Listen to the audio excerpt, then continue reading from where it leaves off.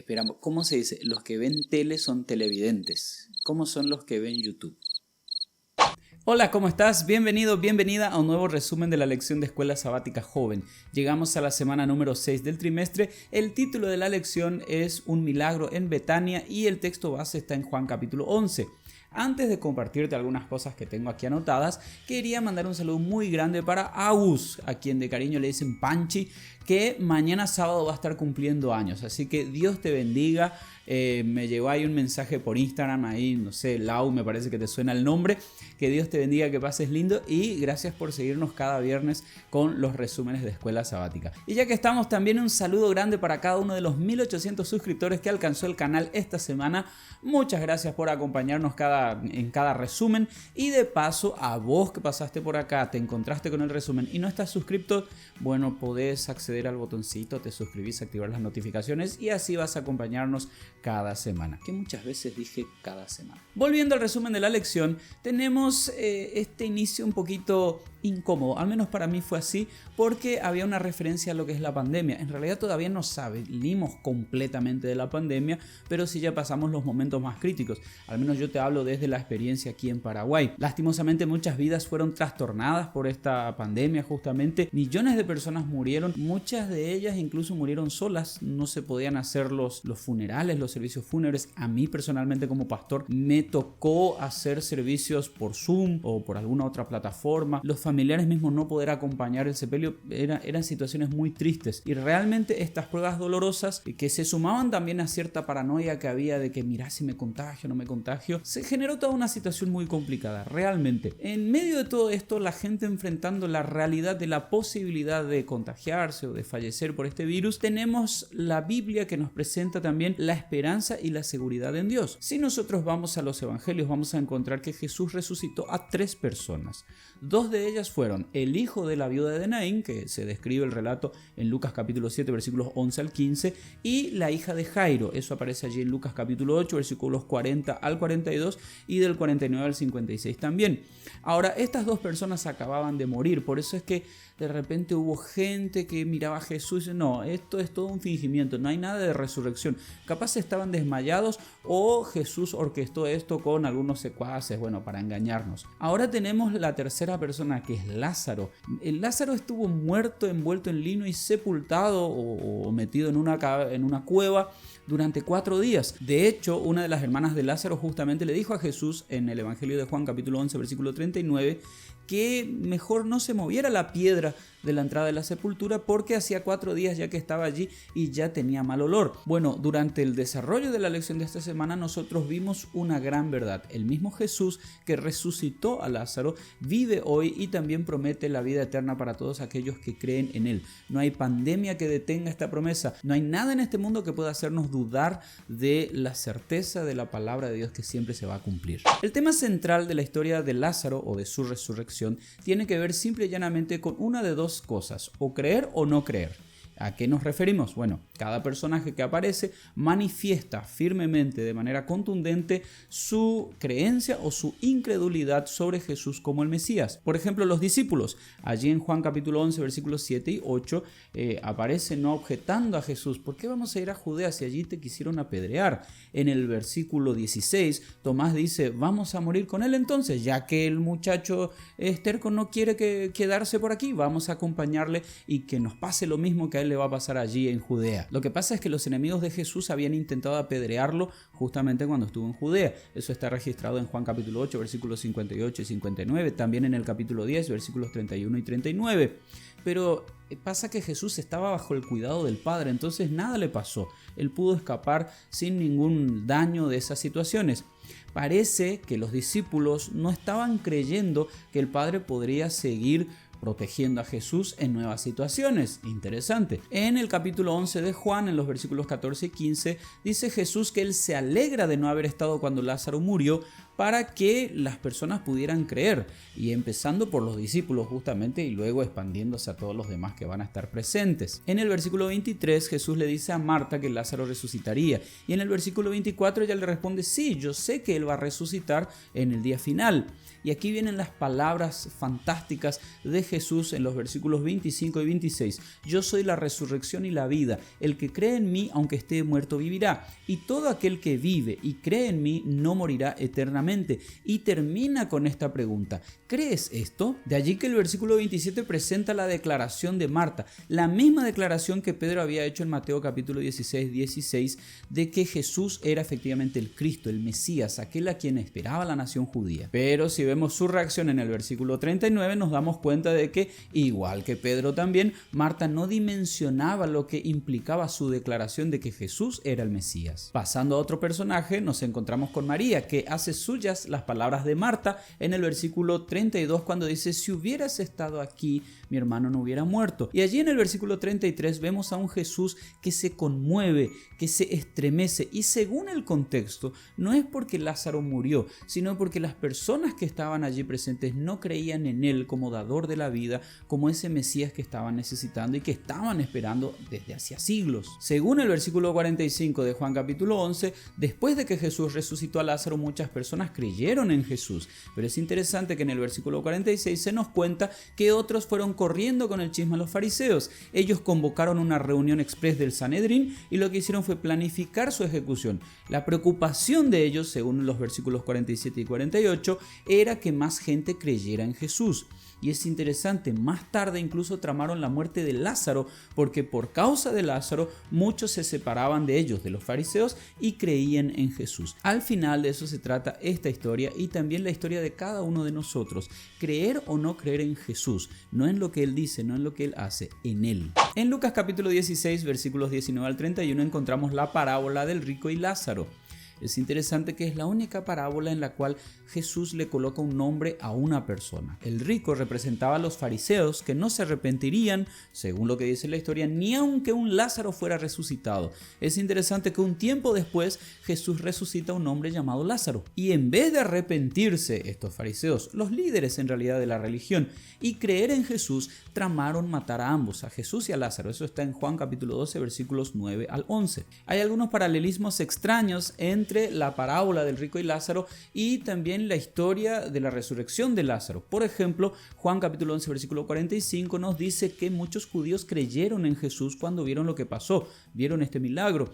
Por otro lado estaban los hipócritas, los que estuvieron allí con lágrimas de cocodrilo frente a la tumba: ¡ay, qué buen muchacho era! Y todo lo demás, y que cuando vieron lo que pasó fueron corriendo para avisar a los fariseos que Jesús estaba en el área y que estaba haciendo de las suyas. Juan capítulo 5 versículos 39 y 40 y del 45 al 47 también nos muestran cómo los líderes judíos rechazaban las profecías que apuntaban hacia Jesús como el Mesías prometido.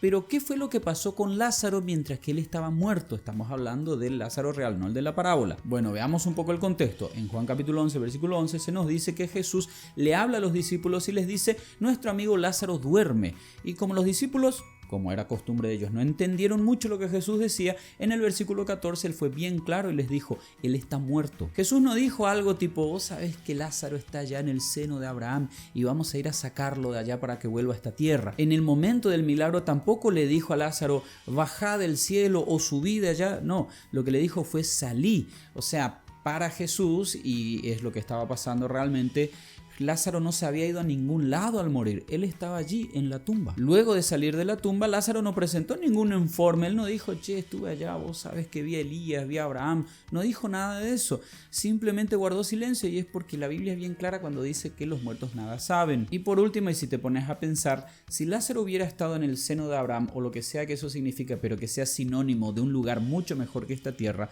¿no sería un poco cruel de parte de Jesús llamarlo para volver nuevamente a esperar experimentar este mundo de pecado y eventualmente volver a morir. A mucha gente la idea de la muerte le aterroriza, pero es simplemente porque no la entienden. Cuando entendemos lo que dice la Biblia y vemos las promesas que el Señor nos hace, la cosa cambia un poco. Por ejemplo, 1 Corintios capítulo 15, versículo 55, compara la muerte con una avispa sin aguijón. Así de peligrosa es la muerte, no te puede hacer daño.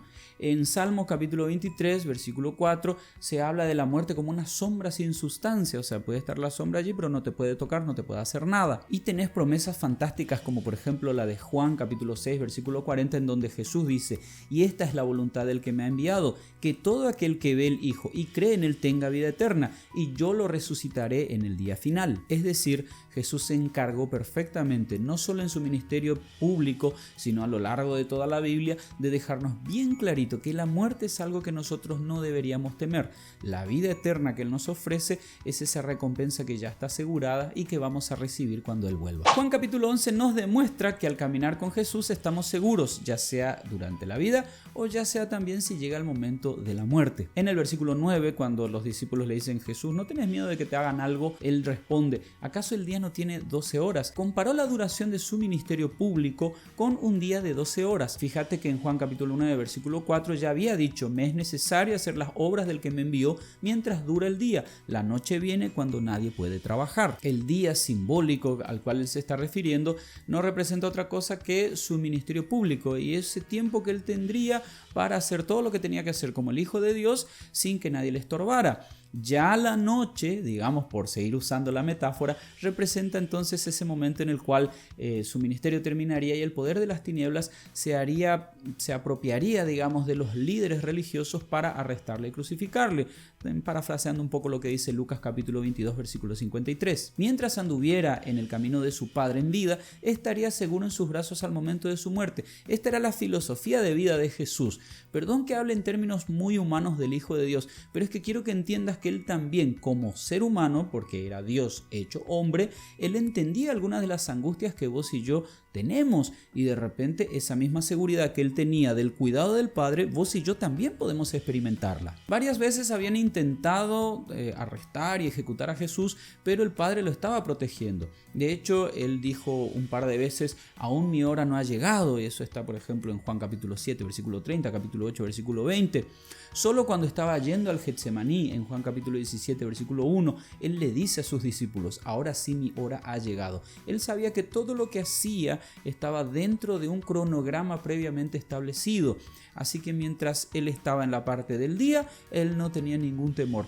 Pero también cuando llegó el momento de la noche, el temor no estaba allí, él sabía lo que iba a pasar. Incluso en la hora de su muerte, según Lucas capítulo 23, versículo 46, Jesús encomendó su vida a la custodia del Padre. Y lo mismo pasa con quienes permanecen en Jesús. Ni la vida ni la muerte pueden separarlos del amor de Dios, dice Romanos capítulo 8, versículos 38 y 39. Si analizamos las palabras de Jesús en Juan capítulo 11, versículo 25, nos damos cuenta de algo interesante. Él no dijo: yo tengo poder para resucitar a Lázaro. Él dijo: yo soy la resurrección y la vida. Es decir, Jesús es el dador de la vida, sí, porque Él es el creador de la vida, pero Él es la vida en sí, es la fuente de la vida. Y si nosotros estamos conectados a Él, estamos conectados a la vida justamente. En Juan capítulo 6, versículo 47, Él ya dijo: les aseguro que quien cree tiene vida eterna. Es decir, el creyente puede morir, pero su vida queda escondida con Cristo en Dios, dice Colosenses capítulo 3, versículo 3. Y Juan capítulo 6, versículo 40 nos sigue dando esta seguridad de que aquellos que mueren en esta tierra, digamos, antes de que Jesús vuelva, cuando Él regrese, van a recibir la vida nuevamente. Por eso quien tiene al Hijo tiene la vida, parafraseando un poco 1 de Juan capítulo 5, versículo 12. También tenemos un día para ministrar y una noche en la cual terminará nuestro ministerio, pero con Jesús no tenemos nada que temer. De aquí nosotros podríamos sacar algunas conclusiones previas. Por un lado, nosotros tenemos también, igual que Jesús, un día simbólico. Es el tiempo que tenemos para ejercer nuestros ministerios de manera pública, mientras que tenemos salud, mientras que tenemos todavía recursos, dones y que podemos usar al servicio del Señor. Sí, están tus planes personales y no hay nada de malo con eso, pero recordad que vos y yo estamos en esta tierra con un objetivo, que es anunciar las virtudes de aquel que nos llamó de las tinieblas a su luz admirable. No desaproveches el tiempo que el Señor te está dando, pero tampoco te preocupes por la muerte, porque aquel que está con Cristo tiene la seguridad de la vida eterna cuando Él regrese. Como cada semana terminamos leyendo un texto de Elena de White que está en nuestra lección. Específicamente te voy a leer el deseo de todas las gentes en el capítulo 15, la página 121. La frase "aún no ha venido mi hora" indica que todo acto de la vida terrenal de Cristo se realizaba en cumplimiento del plan trazado desde los días de la eternidad. Antes de venir a la tierra, el plan estuvo delante de él, perfecto en todos sus detalles, pero mientras anduvo entre los hombres fue guiado paso a paso por la voluntad del Padre. En el momento señalado, no vaciló en actuar, con la misma sumisión esperó hasta que llegase la ocasión. Vos y yo tenemos, así como Jesús, un tiempo también para vivir en esta tierra. Yo no sé si vamos a descansar el sueño de la muerte antes de que Jesús vuelva. Quizás el Señor está más cerca de lo que creemos. Lo importante no es cuándo va a venir Jesús, lo importante no es si vamos a morir o no antes de que Él regrese. Lo importante es que aprovechemos todo este tiempo que Él nos está dando para disfrutarlo, para ser felices, pero también para salvar a otras personas y de esa manera poblar el cielo. ¿Qué te parece esta propuesta? Que Dios te bendiga, que tengas un excelente día y nos vemos la semana que viene.